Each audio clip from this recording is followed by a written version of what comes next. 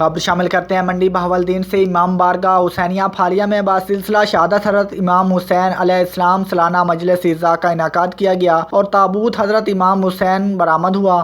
ताबूत शाहिद मुगल की रिहायशगाह से बरामद होकर इमाम बारगाह हुसैनिया पहुंचा। तफसीलात जानते हैं मोहम्मद शब्बाज मुगल की इस रिपोर्ट में।